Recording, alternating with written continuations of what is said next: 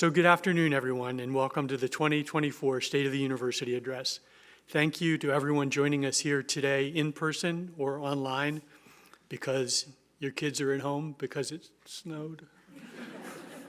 As we reflect on the past year and look ahead to the next, it is, as always, a privilege to serve you as your president, to have the honor of giving this address, and to be surrounded by the richness of so many different UNH perspectives at this pivotal moment for our institution and for higher education more broadly.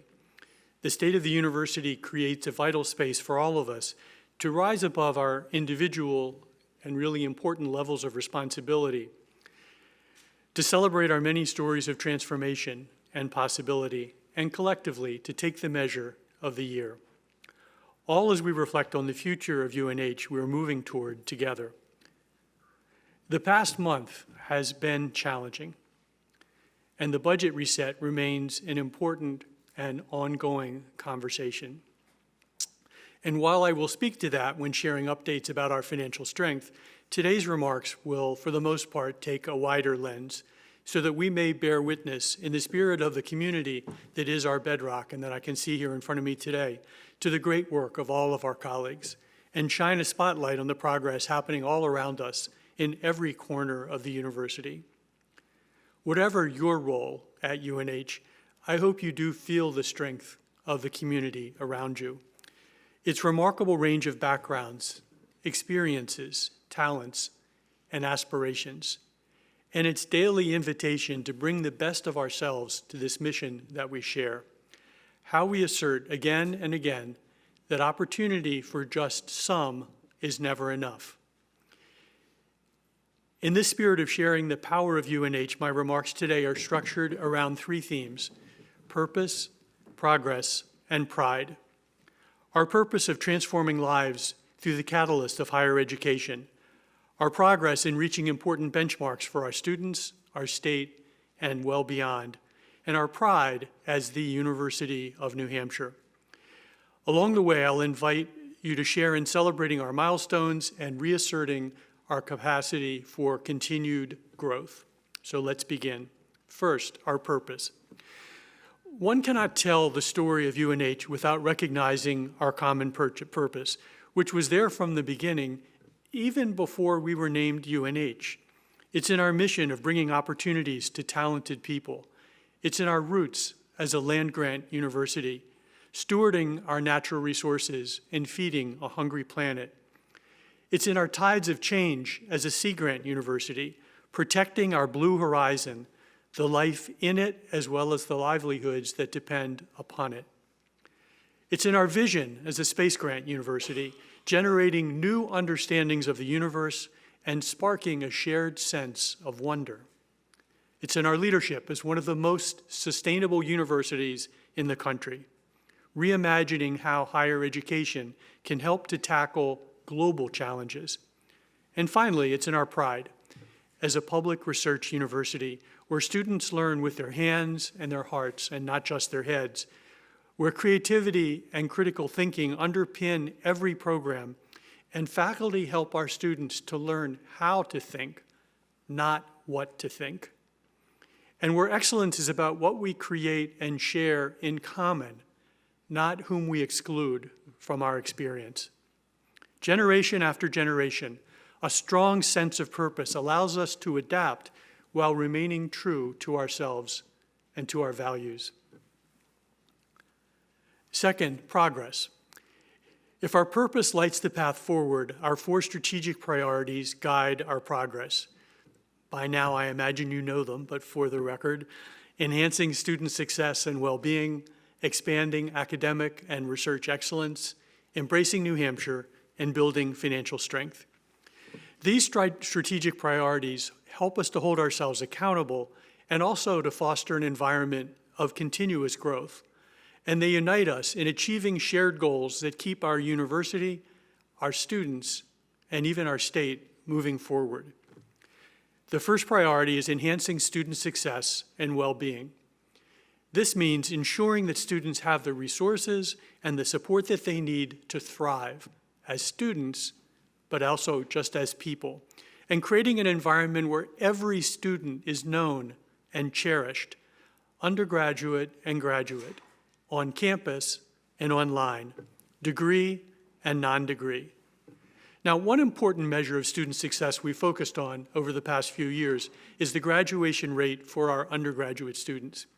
Because a UNH education is transformative, but earning a UNH degree expands your horizon, particularly for those students who face the greatest obstacles to higher education.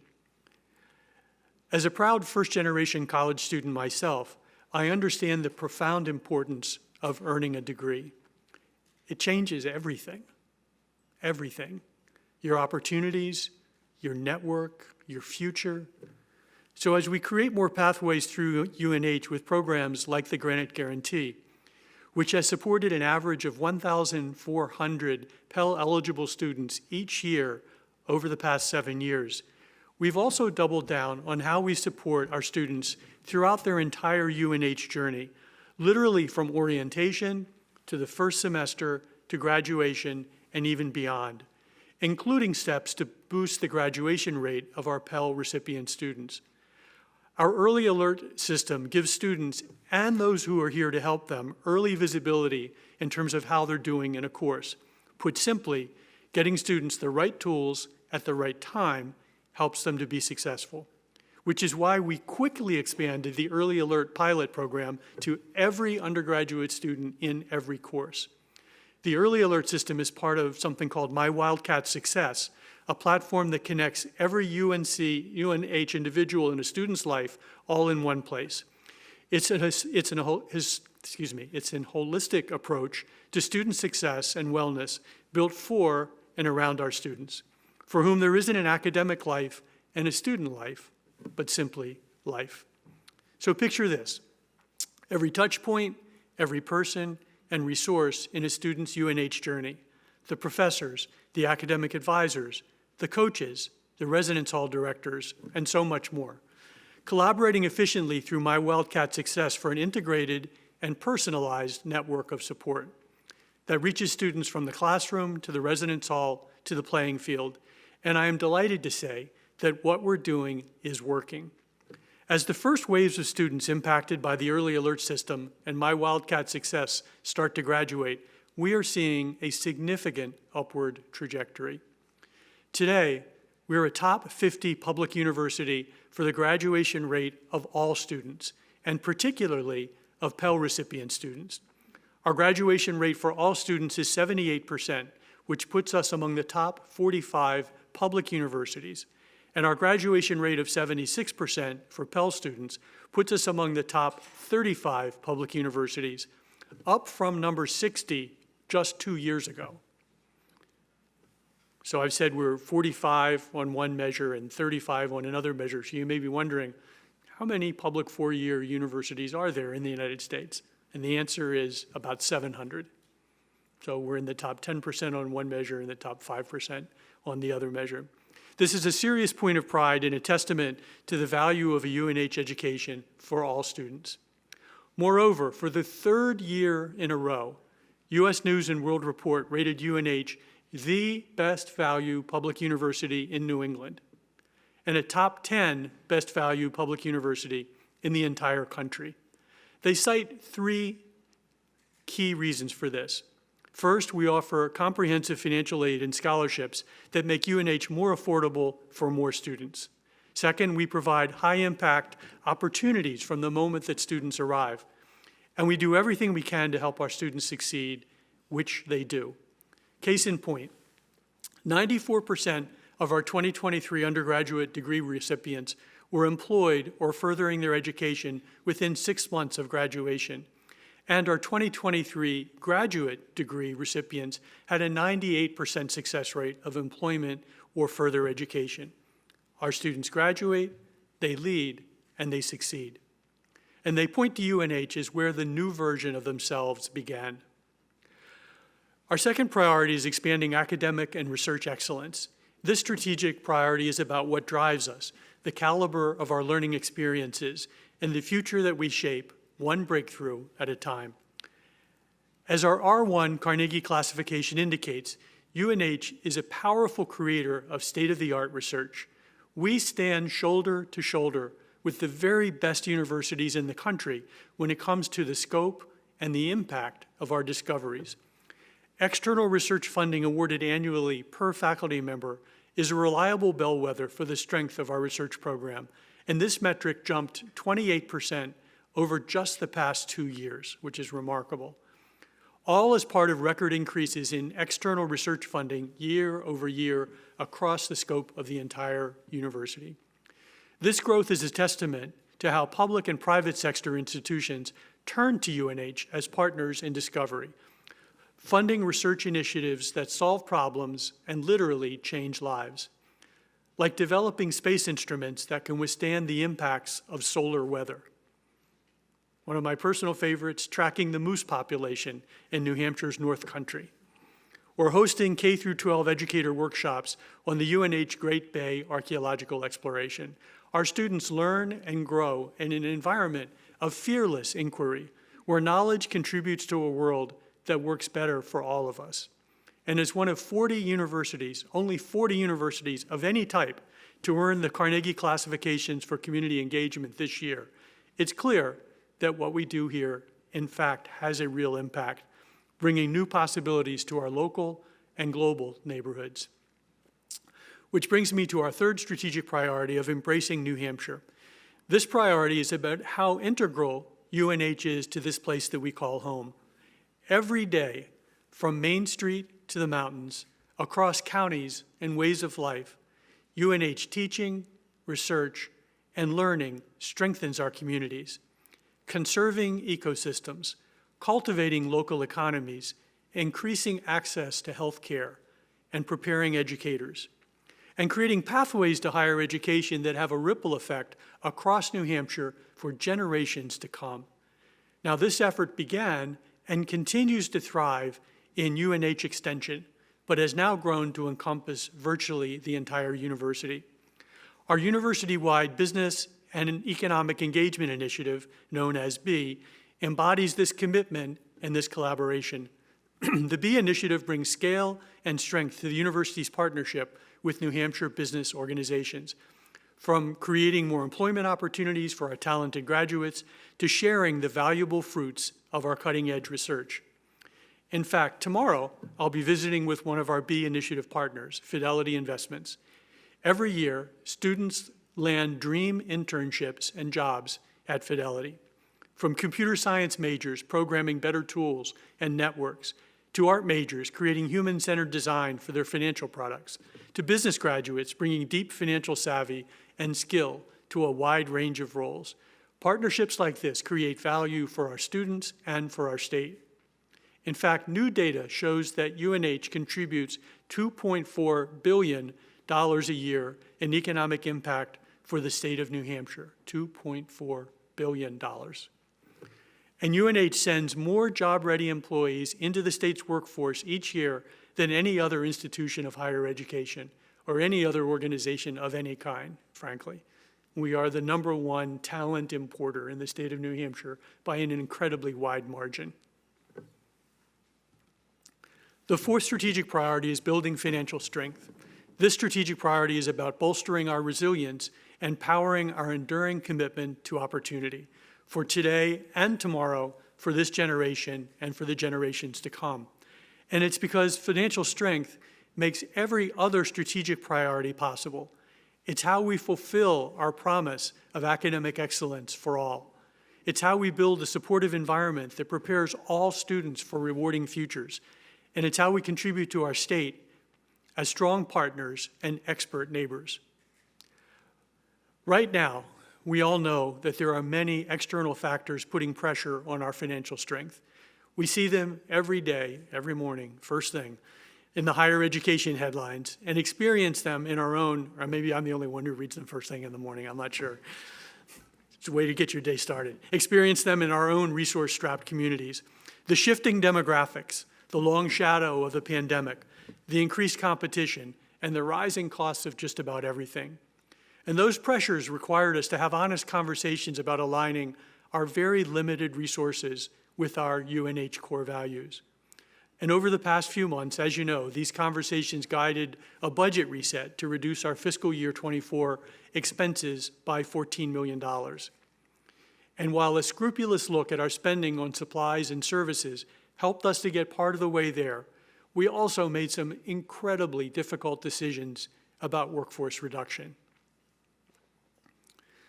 None of this was done lightly or in some isolated corner of the university, and we've all felt the very real impacts of weathering this period together.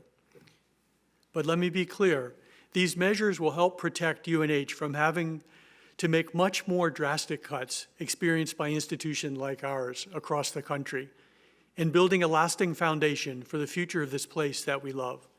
So we can continue investing in the mission of UNH and using wisely the investments that families make in us. At this point, I do want to let you know that we have indeed hit our budget reduction target that we had aimed for through the budget reset process, and we do not envision further reductions in the near future, which is good news for all of us. So at this time, I'd like to pause my remarks for a brief question and answer session and hear from you if you have questions you'd like to share. We have time for up to about 10 questions, depending on how long the questions are. And there are 2 people in the audience who will have microphones. And if you come to the end of your aisle, they will meet you there. Thank you. So does anyone have any questions at this point? And then I'm going to finish the talk after that.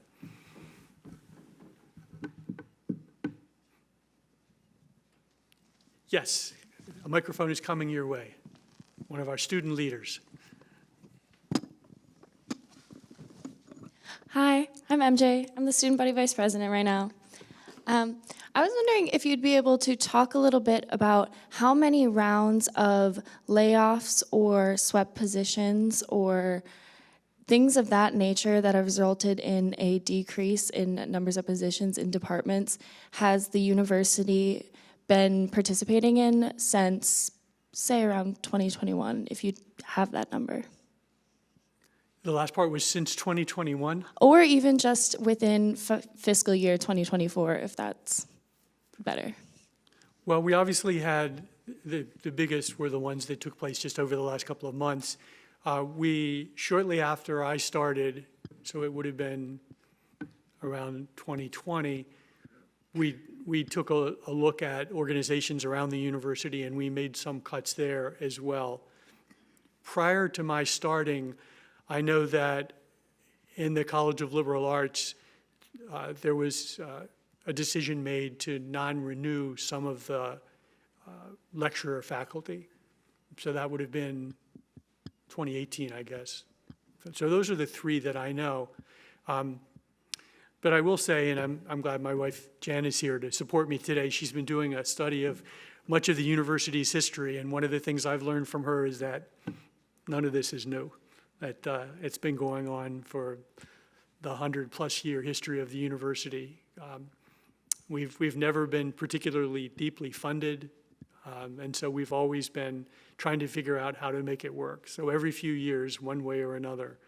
I actually skipped over the biggest one, which I guess I should say, since some of you who were here are probably thinking about it.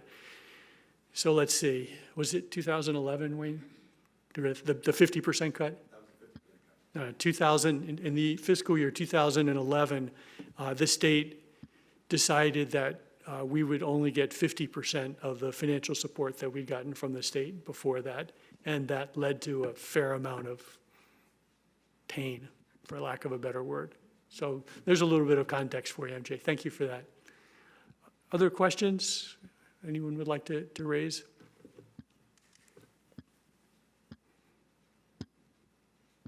Okay. Then I'd like to look ahead and begin the last section of my last State of the University address. Everywhere you look, UNH is enriched by its seasons of change, from the energy of a new beginning every fall to the joy of our winter holiday celebrations, from the triumph of spring coming together to mark our students' accomplishments, to the peace and warmth of summer and the sweet bliss of dairy bar ice cream. Change defines our environment. It shapes its beauty and its possibilities, and we would not be UNH without it. Amidst this evolving landscape, you are part of fulfilling our timeless purpose of opportunity for all. Since soon after the end of the Civil War, students have come here from all kinds of starting points, and they've brought to UNH their talent and their hope, their grit and their grace, their curiosity and their compassion. And because of this, because of us, because of you, and all those who have come before us, they have left transformed, on their way, at a different level, and ready for the world. And that brings me to pride. As I look ahead to my retirement this June, I am proud to have been part of the seasons of UNH, to share in a great story that began long before me and will continue long after, and to participate in the power of UNH as a force for good, because what persists season after season, generation after generation, chapter after chapter, is our pride in this institution. Pride in the lives changed and the potential discovered. Pride in the problems we solve and the hope that we bring. Pride in the history we stand on and the history that we make. And this pride in this institution is what endures. Pride is indeed our common heritage.